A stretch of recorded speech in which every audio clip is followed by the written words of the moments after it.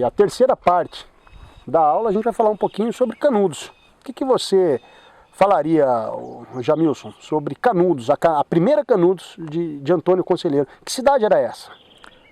Então, era, como a gente costuma falar, era a terra prometida, né? Que todo mundo...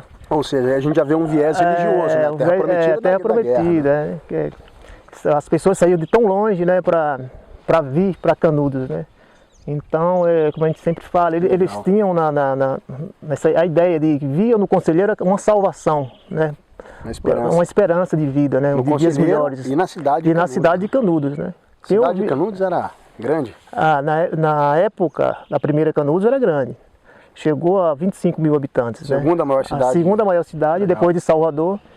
Em termos de população, foi Canudos, né? Com 5.300 casinhas. Que legal, 5.300 casinhas. Em forma de labirinto, né? Em forma de labirinto. Dados contados pelas tropas do Exército, né? E tinha propriedade privada nisso daí? A terra tinha dono? Na época não, Tudo era de todos? Tudo era de todos, né? Isso a gente chama de uma economia coletivista, né? Coletivista, uma sociedade igualitária, como a gente, né, fala. Não tinha dinheiro, né? Não tinha dinheiro, não rolava dinheiro na época. O dinheiro que tinha ele usava para comprar coisas que eles não conseguiam produzir, né? O dinheiro era usado para fora. Para outros fins, Canudos e os seus seguidores ali plantavam, colhiam e dividiam. O que era de um era de outro, né? Olha que legal. Quem tinha o milho trocava pelo feijão, quem tinha o feijão trocava pela abóbora. E era nesse ritmo.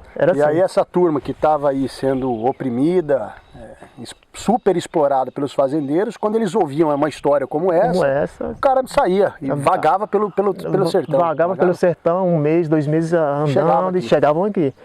Chegavam aqui, que aqui ele tinha garantia que tinha seu pedacinho de terra para plantar, né? Aqui, apesar de um rio ser temporário, mas sempre tinha água, né?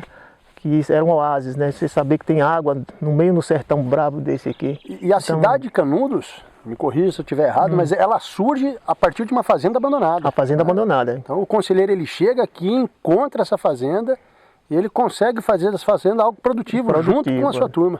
Tinha uma capelinha, né? Na época já existiam alguns moradores e essa fazenda. Então ele pede para fazer a reforma da capela e tal, e foi daí onde começou a construção da... Legal. Isso aí já vem na outra parte que a gente vai contar. Chamava Belo Monte. Belo Monte, ele batizou de Canudos. Belo Monte. Por que Canudos? Canudos vem de uma planta, que a gente chama aqui de canudo de pito. Né? Canudo de pito. Que eles usavam para fazer os cachimbos, né? Para fumar. A população fumava o cachimbo ali no canudo e aí ficou o nome Canudos. Ficou o nome Canudos, devido à grande quantidade que tinha na margem do rio Vaza Barris. Né? Então, olha só, uma sociedade onde não havia propriedade privada, não havia dinheiro, havia um compartilhamento da produção entre todos, né? E o Antônio Conselheiro, ele também proibia, né, a cachaça, proibia a prostituição dentro da cidade. Ele não tinha nada disso. Era um homem que se preocupava com os pobres. Você vai fazer uma entrevista com aquelas pessoas mais antigas, o que é que você acha? Qual a visão que você acha? Não, que era um homem bom, que ajudava o povo, que pregava, que rezava. Então, até hoje tem essa visão. Até hoje tem essa visão. E os netos, os bisnetos dos conselheiristas estão aqui ainda? Estão aqui sim. Você é um? Inclusive eu sou um dos bisnetos. Que legal. Sua bisavó? A minha bisavó era pequena na época da guerra, mas viu muita coisa, né? Era mocinha, tinha 13, 14 anos na época. Mas lembra bastante. Então lembra de tudo, né? O Antônio Conselheiro batizou um irmão de meu pai, Manezão. Ele era meu tio Manezão, foi ele que batizou.